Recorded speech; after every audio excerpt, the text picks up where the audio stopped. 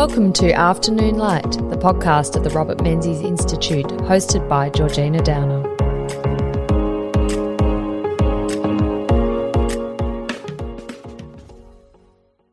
Hello, on this week's episode of Afternoon Light, I am joined by Keith Wolahan, who is the federal member for the seat of Menzies.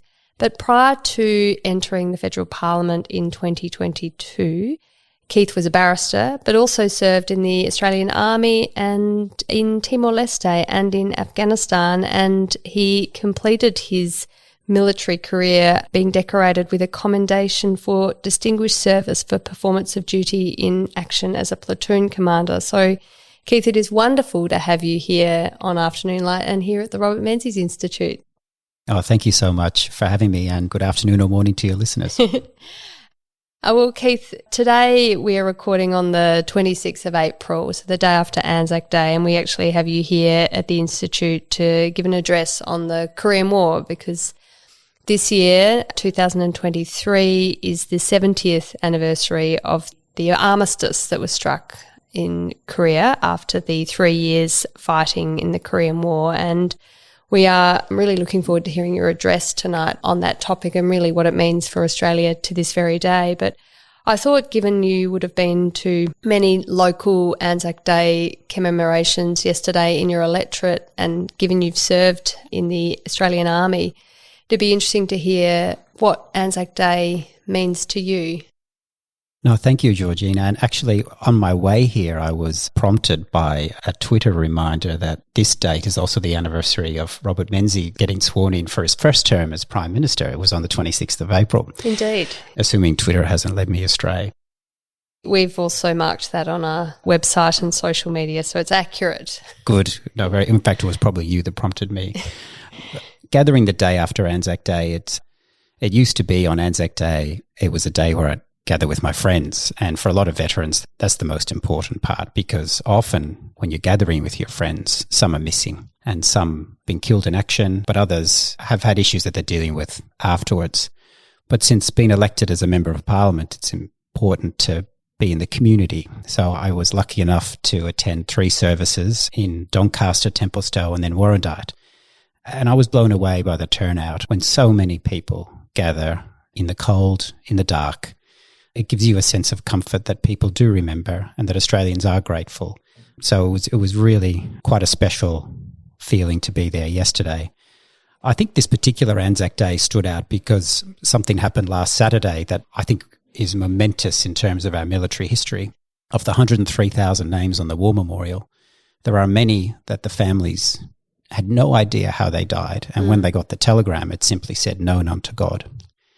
And 81 years ago, 1,000 Australian prisoners of war in Papua New Guinea were put on a Japanese merchant ship, the Montevideo Maru. And only last Saturday, Australian scientists located that wreckage, twice the depth of the Titanic, at 4 kilometres deep. And in my address, I reflected on their last moments and what they thought of, because 1,000, that's hard to comprehend. That's double the casualties in Vietnam. And it all happened in 11 minutes. So I often think about what were their last thoughts of home. And it was important that we remember them yesterday. Absolutely. Well, an extraordinary effort to find the Maru after 81 years. And if there's any consolation, at least there might be some small consolation to the families of those who were lost there, that they now know the final resting place. But yes, a reminder that war doesn't end on the day the truce is signed or there's an agreement to surrender, that it lives with us for decades later. For you, commemorating ANZAC Day with friends, and you said either friends who are missing or friends who are there who are suffering, do you feel like ANZAC Day has changed throughout your lifetime here in Australia? From my perspective, it's become a much bigger commemoration than when I was a child. I feel like up to the centenary of Gallipoli and then beyond, we as a nation have coalesced around ANZAC Day as sort of a national day of togetherness, of acknowledgement of Australia as a nation that stands for a lot of good things, but a nation that's put a lot on the line to preserve what's good and true. I think it has, and I migrated to Australia from Ireland in 1988. And still detect a tiny bit. Yeah, I bet you can put it on well. I think there was, sometimes I get heckled in Parliament for a question if I pronounce a word, but I've got a thick skin. I have an affection for the Irish, a newfound affection for the Irish now, Keith, because I have a sister-in-law of just over a year who is Irish. Oh, wow. Yes, yeah. When I think back to when I first learned about Anzac Day, unlike you've got a significant military history in your family. I didn't. And it was something foreign to me. I didn't know what it was. And I remember the teachers would talk about various texts and books that questioned about whether Anzac Day was about glorifying war. And we quickly realised it wasn't. It's not a military parade of tanks through the streets. It is a solemn reflection of sacrifice, and including that example of the Montevideo Maru. That's not about battles and war. That's about a horrible scenario of where men imprisoned below deck heard an explosion and the water rushed in. And it was sunk by a United States submarine, and that's what the fog of war does, that they didn't know who was on board. But war is chaotic and violent and has a lasting impact. And when you think of those numbers, 61,000 killed in World War I, Australia's population wasn't that big. So there would be very few families that weren't touched by it. Same in World War II, 39,500 killed. Very few families not touched by that. And so Anzac Day was a way to give some comfort to the families, to say that you're not alone and we are grateful for what happened. And so as the sun comes up, we reflect upon the sacrifice. But I think later in the day, I think it's a chance for us to commit to living in a nation that's worth fighting for. And that's an important thing to do. It's not just about remembering sacrifice, but remembering what they left behind. Because again, like those men on that ship, their last thought, other than their family, would have been of home and affection for home, and we should honour that. Of course, yes. It was interesting, we were talking about this before. I was in Taiwan last week, which is a country that, every day faces an existential threat, much like, I guess, Ukraine was until February last year when it became the reality. We were talking about that will to fight, the will of the local population to fight to the death, really to be prepared to put everything on the line for their freedom. And it was a quip, perhaps, not particularly well thought through by one of our interlocutors, who said, oh, well, Australia, you go to war for other countries, you don't have to fight your own wars on your own territory. Like, we've faced that prospect. They were grateful that we did that, but they were a bit puzzled. And we were trying to explain to them that, well, a lot of the military engagements Australia has been in do touch directly Australia's interests, especially the very historical ones, but also there is a point where your way of life and the democratic system that we live under and want to continue to live under is on the line in a lot of these military engagements. So it's not just about your particular piece of territory that you call home. It's about defending an order, a liberal order, or the opposing side is an authoritarian order. And that been the same for generations in Australia, that we have a preparedness to fight for our values.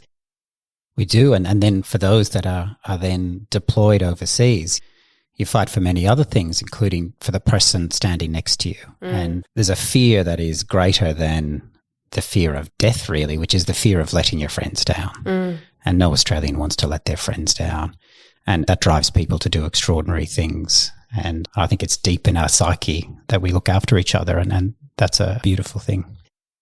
Were you surprised by the bravery of your fellow men and women when you were in the battlefield? Or do you train enough that it just goes without saying? They always surprised me. And I was a platoon commander, and platoon commanders, we get a lot of the credit for all of the good work that our soldiers do, and they're the ones that are first through the door or first to step on a footpath that might have an improvised explosive device. They're first to do everything, and we try to lead from the front, but they just don't let you because they're always out there themselves. Yes and no. I knew them so well from the training that we did and saw them display courage in the training and selection. So when it came time to do it for real, I wasn't surprised. Yeah. I guess what did surprise me was how young they were, that even in my 3 tours of Afghanistan, many of the soldiers who were there were children when September 11 happened. They were in primary school. So when We watched it on TV. They were tucked into bed at night. Yet here they were fighting that conflict that was a consequence of that. So tonight, Keith, you're going to speak about the Korean War, which is sometimes called the Forgotten War. It doesn't have the long-lived reputation, I guess, of Vietnam, obviously of World War One or World War Two. The casualties were a lot lower. Only 339 Australians were killed in action and 1,216 wounded. But what do you think is the significance to this day of the Korean War? I think when you think of a tragedy, like any soldier dying, and any soldier dying is a tragedy, unfortunately, it gets caught up in the scale of the numbers involved. Yes. So for this war to occur just a few years after World War II, which had occurred itself just one generation after World War I, I think in the eyes of Australians, it didn't have the scale that they had become, unfortunately, accustomed to. I think also the way it ended mattered. It didn't end in a victory or a defeat. It ended in a stalemate. Yeah. So that changed their perception of it, that it wasn't like other wars they had become used to. Sadly, as we went through to Vietnam and then later to Iraq and Afghanistan, we realized that maybe that's the norm. Wars don't end in a victory or a defeat. And then finally, I think it mattered that this war happened before movies and TV were able to tell people about a war. So I grew up in the 1980s watching a lot of Vietnam War movies. And even when I saw MASH on TV, I thought that was about Vietnam. It was only later my dad told me, actually, that was about Korea. Actually, I didn't know that. Yeah, most people don't. Most people think MASH is about Vietnam, but it's actually it's about Korea. About Korea, right. Yeah. So it didn't have the coverage in Hollywood like World War II and Vietnam happened. And I think Hollywood gets to shape our perceptions of a conflict as well. Yes, indeed. And as you say, that it's the scale. So every single Australian knows someone who died in the Korean War or who served in the Korean War. There was no conscription for the Korean War. That came later in 1963, if I get my dates right. But this was not necessarily a war that was played out on daily news as much as the previous conflicts had been. And maybe there was a battle weariness too. God, another war we're involved in overseas. Australia's entry into the Korean War is quite an extraordinary story. In terms of Menzies' leadership, maybe it's sort of all a little bit untidy, one could say. Can you describe that to me? That's right. I think for your listeners who aren't aware how we came into war, the circumstances could never have happened in today's modern communication world. No, definitely not. So at the time, it all happened quite quickly. So as the North invaded the South, the United Nations Security Council had two critical resolutions over 2 days. And it's important to note that the Soviet Union was absent. They were boycotting it at the time. And as the United States led a coalition of the willing, Menzies was at first reluctant to commit and committed forces short of ground troops. And his external affairs minister had a different view. Percy Spender, who's a very famous surname in Australian politics. Yes. His granddaughter is the current member for Wentworth. And he thought that this was an opportunity for Australia to move closer to the United States. But Robert Menzies, his heart pulled him more to the United Kingdom. And his view was that unless the United Kingdom is in, we're not. So he put one foot in but didn't want to put the other. But then when he was on a ship heading away and he was not the Prime Minister, the acting Prime Minister was in the chair, Percy Spender saw his chance. And so with Menzies away, they made the decision to commit ground troops. Now, Robert Menzies, I'm sure, was really happy about that. But in the end, he owned it and he accepted it and ran with it. So I don't think these days you would ever find an acting Prime Minister making such an important decision like that while the Prime Minister is away or out of Wi-Fi range. No, well, and as you say, these days with technology the way it is, there would be no circumstance. Well, we say no circumstance, but, maybe satellites are down and comms are jammed. Maybe there will be a circumstance in the future. But it's hard to imagine a circumstance where the Prime Minister is incommunicado for such a period of time as they are not able to make a decision about whether to commit ground troops to a war or not. But as you say, suffice to say, Menzies owned it, although there is some biographical details around, I think it was Arthur Fadden, who was acting Prime Minister at the time. He informed Menzies of the decision that there was a sourness in Menzies' voice and he responded, but that is no doubt understandable. So we do commit ground troops to the Korean War, and in the end there was that sense, well, Britain was committing them, so we should commit them. And actually, we got in just, I think, an hour or so before Britain in terms of our public announcement. But it contributed to a strategic reason for Australia as well, because we were in the process of negotiating the ANZUS alliance with the United States, and that would have given us another impetus to encourage the United States to sign the treaty with Australia. So there was some realpolitik around the reasons for committing ground troops, not just because it was the right thing to do. That's right. And I think that is, if you look at the legacies of the Korean War from an Australian perspective, that ranks number one, that it had a key role in the ANZUS Agreement. And we know that because it's recognised as such. And in fact, here in this museum, you showed me a note from Truman to Menzies, I think from 1956. It was his memoirs. And he notes the commitment of Australia to global peace. And that can only be a reference to Korea. And we know that from other supporting documents, that it was a key reason for the United States to commit to ANZUS. Because in the end, whether you're a nation or an individual or a company, we're all judged by what we do, not what we say. And if we are to sign a bit of paper that says we will be there to help you, well, here is a test of that. And it was either step up or step aside. Yes. And look, and ANZUS went through, the relationship with the United States under ANZUS was never really as clear as it is today. It's quite interesting to note that in the 1960s, President Kennedy, when talking to Menzies about confrontasi with Indonesia, said, given US commercial interests in Indonesia, that ANZUS wouldn't apply if Indonesia launched an attack against the Australian mainland. Which is hard to imagine in this day and age under the current ANZUS relationship. You just couldn't imagine that conversation would even take place. But it wasn't a relationship that has evolved over time and under different presidents too. I think if Joe Hockey was having golf with Robert Kennedy, it would have been fine. So, oh, well, there you go. That was the difference. Maybe it's the ambassador who makes the Sorry, difference. John Kennedy. You mentioned before the United Nations Security Council, which of course was quite new at that stage in 1950, and that the USSR was boycotting the Security Council.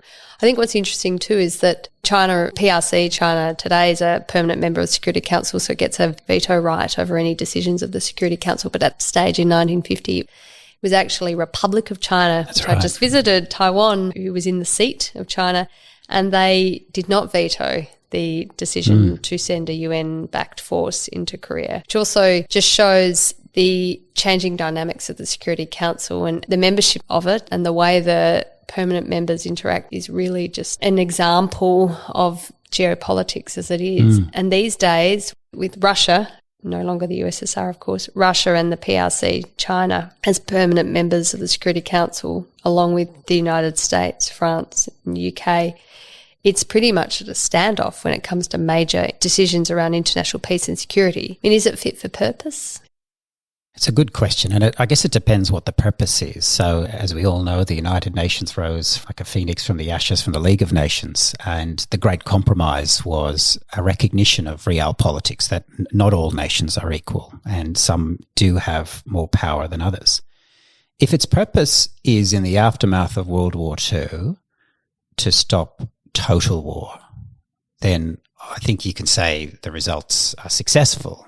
You could say that. If its purpose is to stop war more broadly, then there's a question mark over it. What it could be replaced with that still recognises that tension of a global interest in peace and order, but a recognition that some have interests and power that are not equal.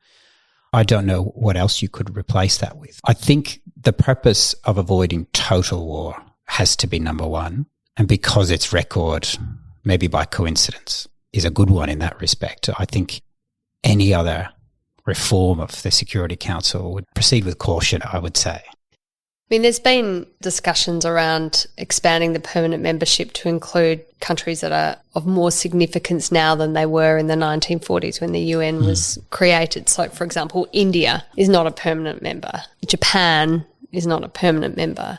Would it not be more appropriate that those countries are given a seat rather than France?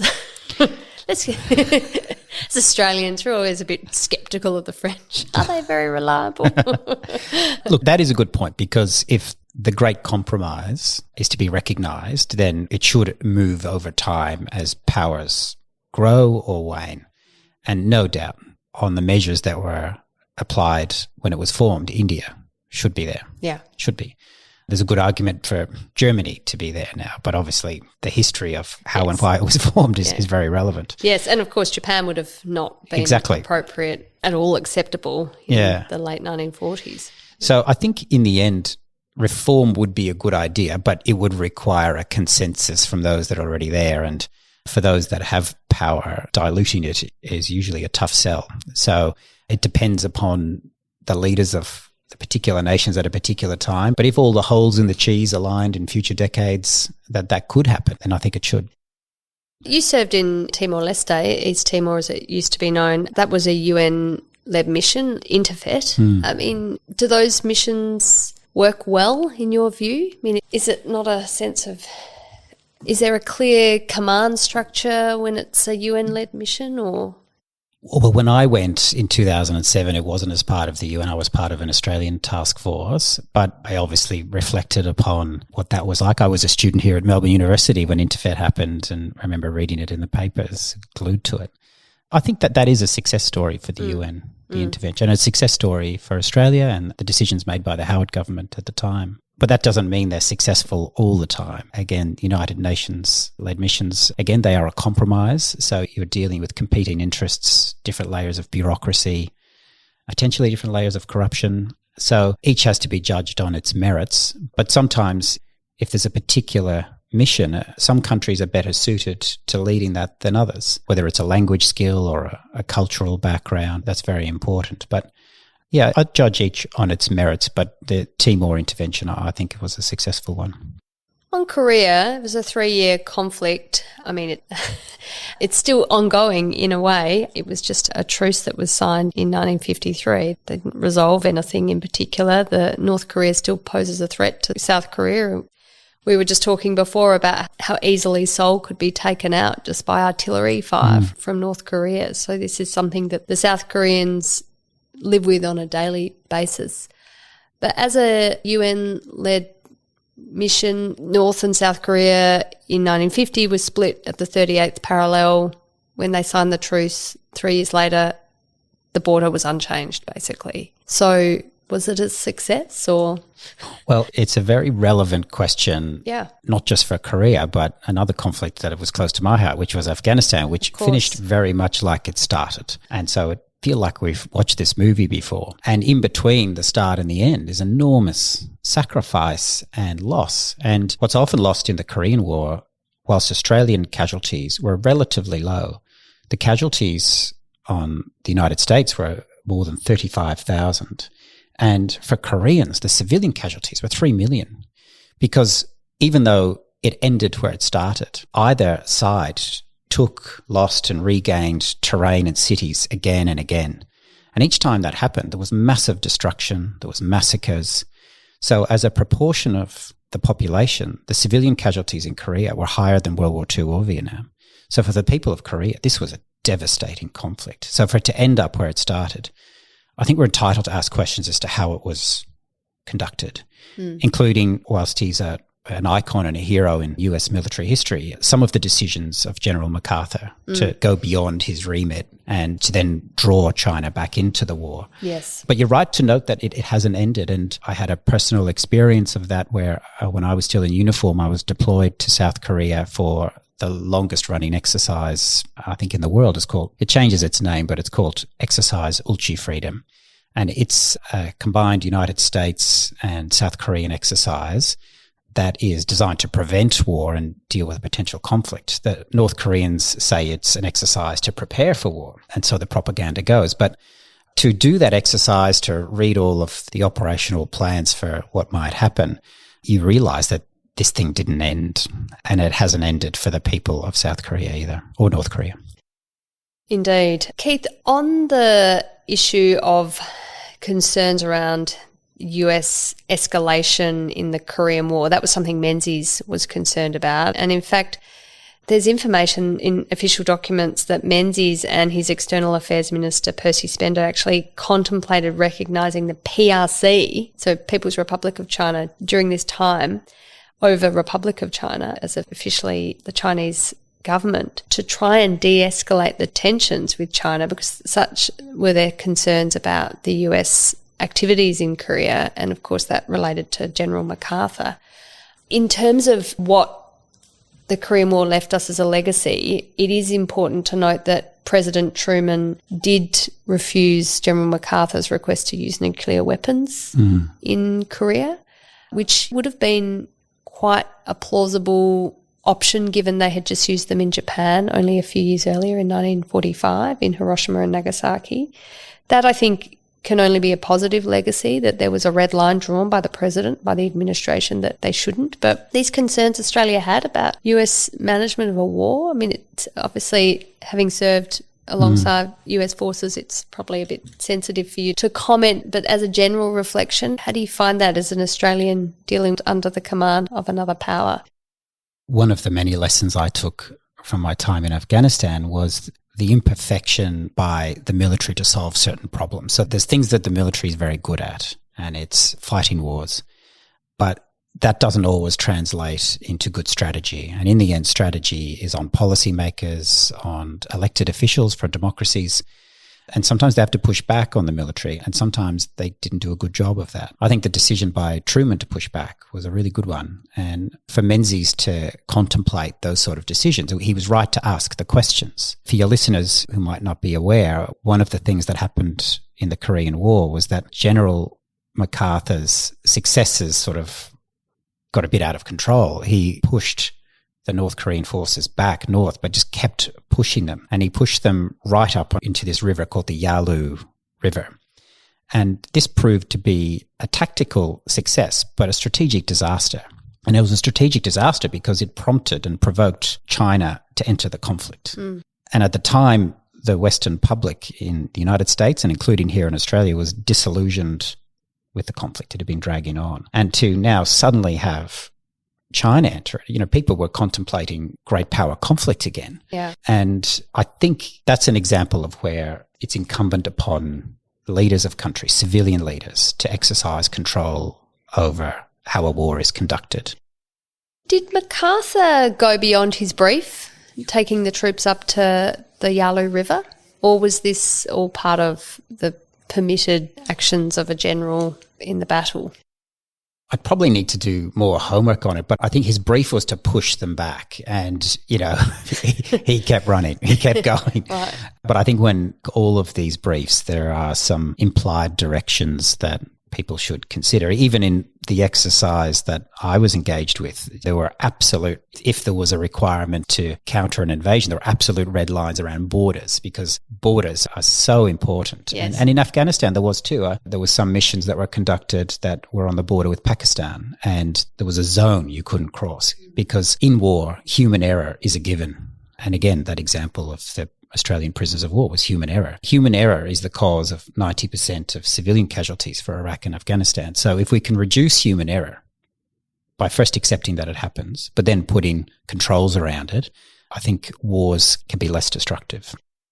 Well, we may not have to worry about human error in the future if the doomsayers around AI-run warfare are correct, that it'll all just be an algorithm that will decide who's a legitimate target and who's not. It's quite a frightening concept, but yes, and then but the scary thing, algorithm's more correct, or but is the human error in the algorithm that's or is it the human that's error the in ultimate the algorithm? worry? Yes, yeah.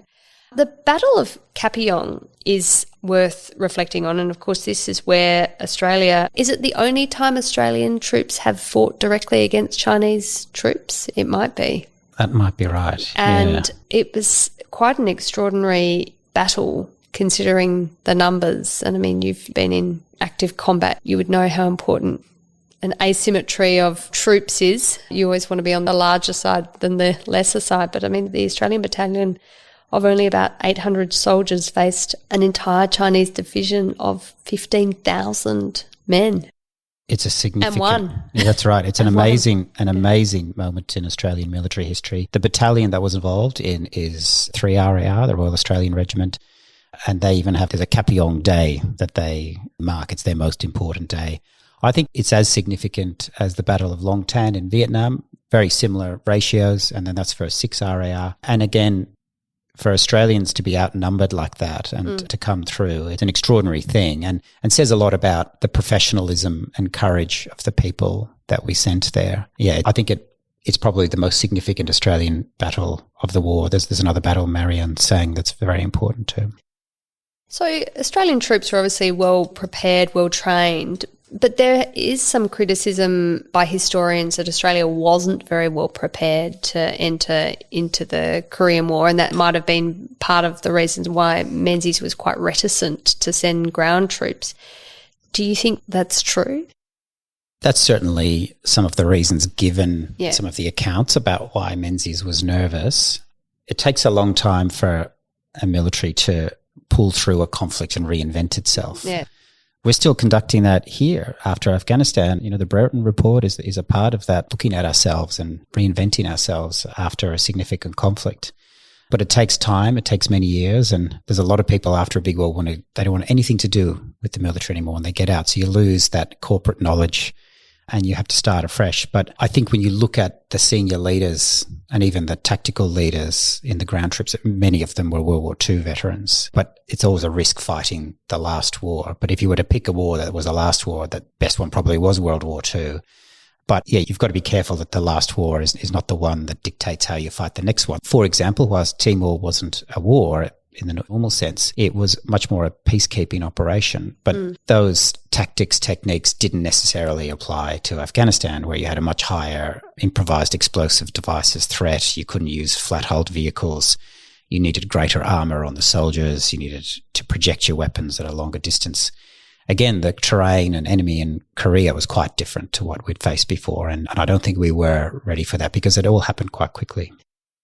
So speaking of quite quickly, feels like in 10 short years we've gone from a defence posture that saw low-level territorial incursions being from sort of middle powers, smaller middle powers being the main source of threat in Australia, to now defence strategists saying, well, we are on the precipice of being involved in a war with a great power and we need to prepare for this, and we need to change the way our defence force is structured, what assets we procure in order to prepare. The Defence Strategic Review was just released on Monday. What are your preliminary thoughts of where the government is being recommended to go and what decisions are being taken? I know the Army is facing some cuts to things that they thought they could rely on.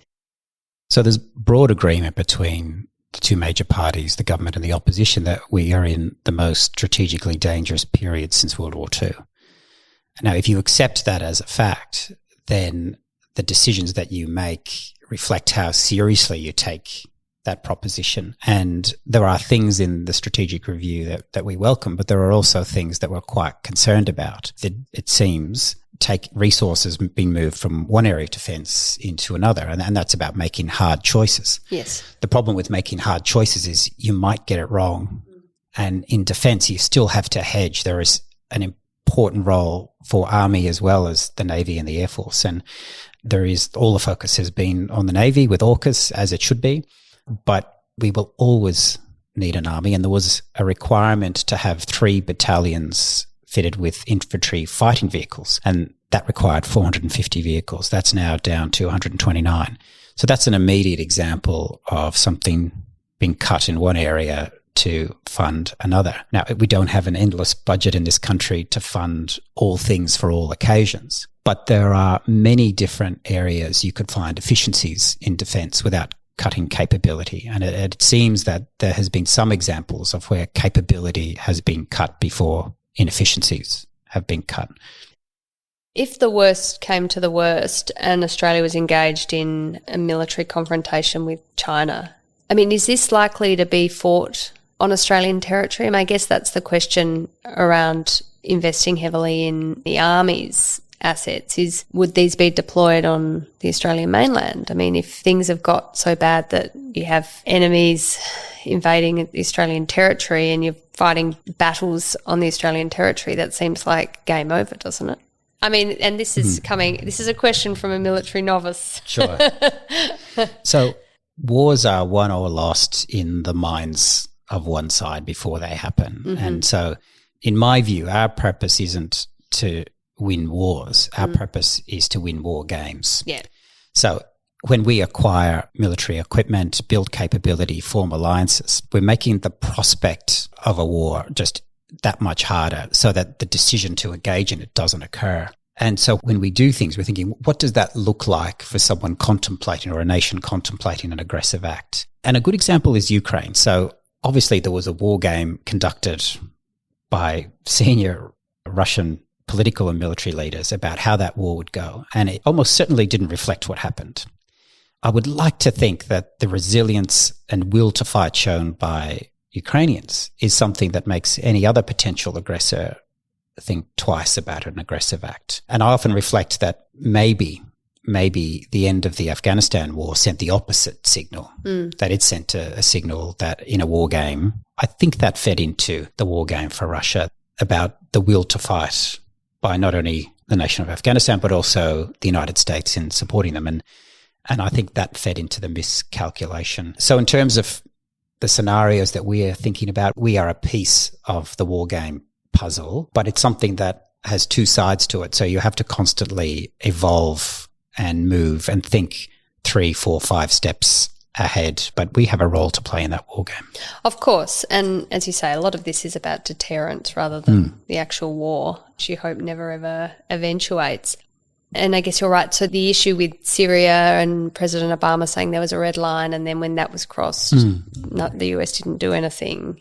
The Ukraine response and their incredible will to fight, one hopes that acts as a deterrent for other actors considering similar sorts of invasions.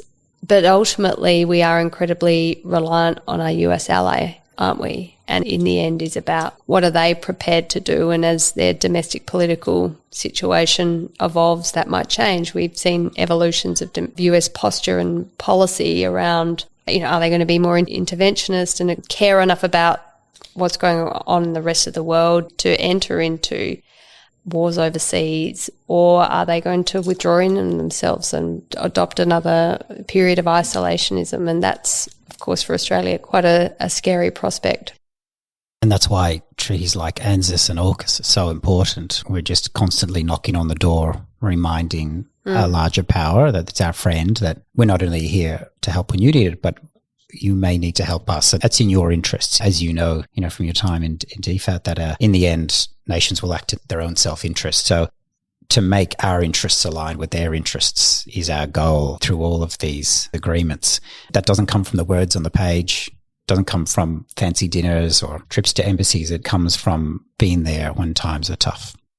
In terms of consideration about what's rational in your adversary's eyes. I mean, having been in Taiwan talking to counterparts there's a concern that what is rational in the US, in the Australian system, might not necessarily translate into other systems, and that mass casualties might be totally acceptable because the desire, for example, reunification of China is so great, and President Xi Jinping is so concerned about a legacy to deliver to the Chinese people, that the Xi Jinping legacy is reunification of China, come what may. I mean, how do you deal with that? It's important, and I think other than in exceptional circumstances, you start from the proposition that all sides are rational actors, but that doesn't mean every individual. Sounds a bit hopeful, doesn't it? It does. It doesn't mean every individual and every circumstance is rational.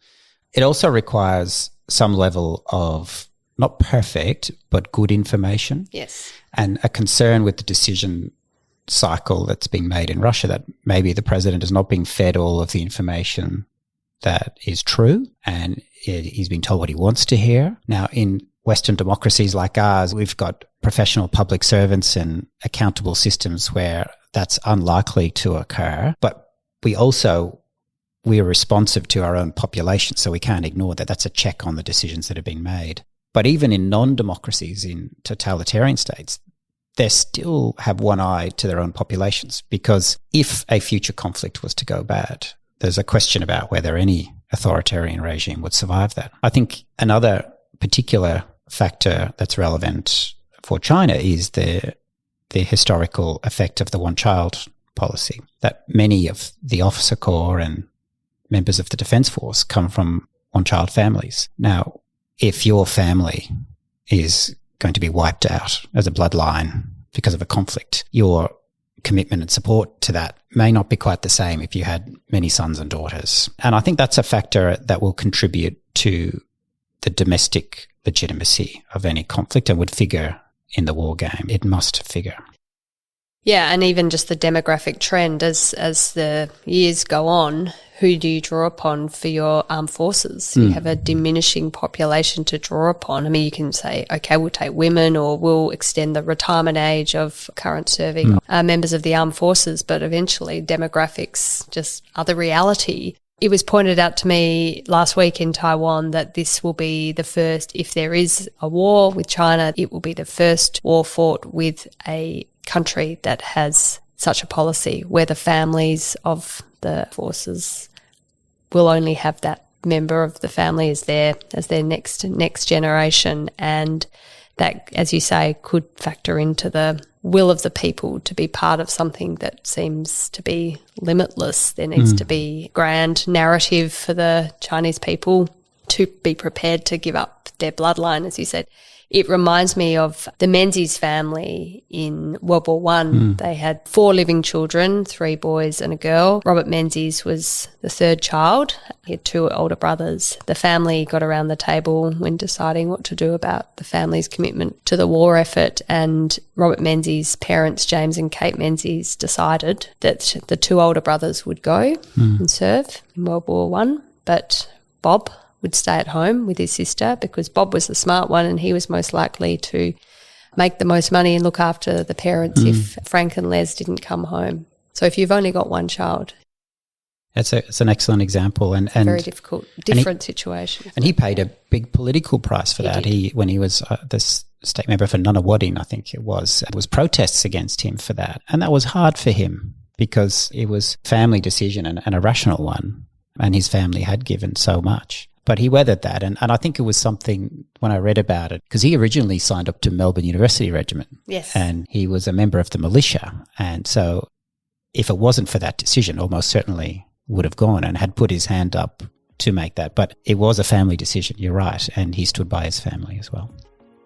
Keith, thank you very much for your time today on the Afternoon Light podcast. It's been a fascinating discussion, a lot of very, I guess, concerning times ahead of us, some big decisions to be made, not just by the Defence Department, the Defence Minister, but I think consideration by our whole nation about the direction we go in and what we're prepared to put on the line for our freedom. But always good to chat to you, Keith, and thank you so much.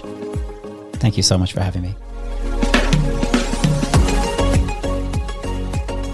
That's it for this week's episode of Afternoon Light, the podcast of the Robert Menzies Institute. Please make sure to subscribe and catch up on our latest online content on our website or on Twitter, LinkedIn or Facebook.